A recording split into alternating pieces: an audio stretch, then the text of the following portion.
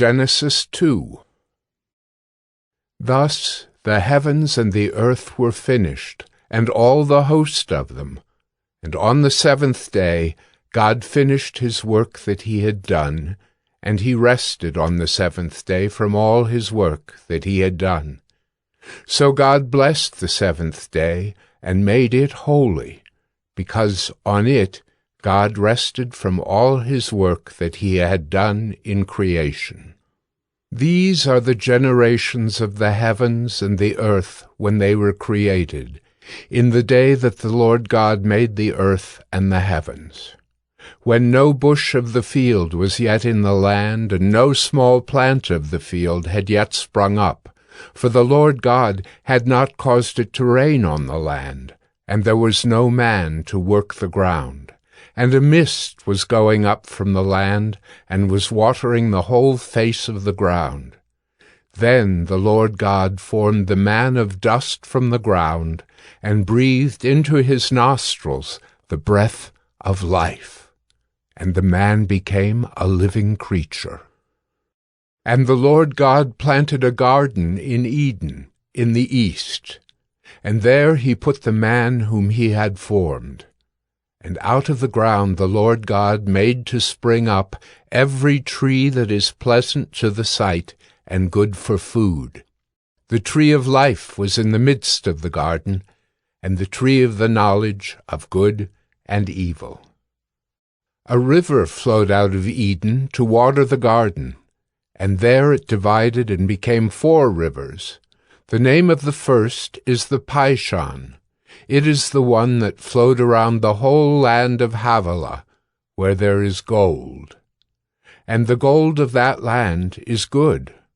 Bdellium and onyx stone are there.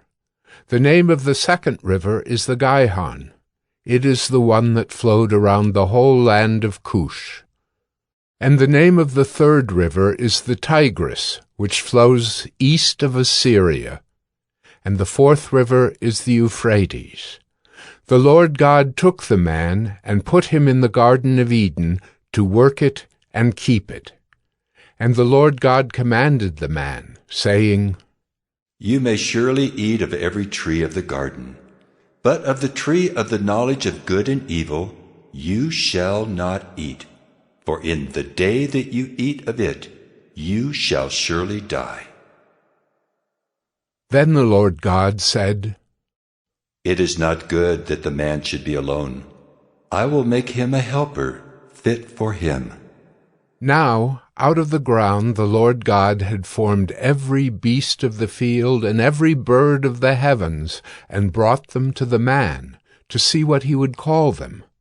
And whatever the man called every living creature, that was its name. The man gave names to all livestock, and to the birds of the heavens, and to every beast of the field.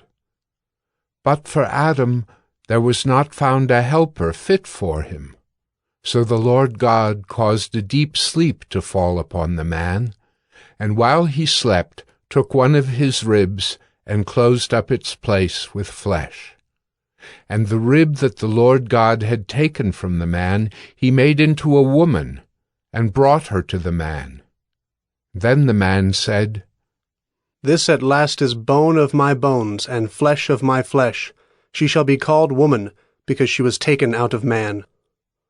Therefore a man shall leave his father and his mother, and hold fast to his wife, and they shall become one flesh.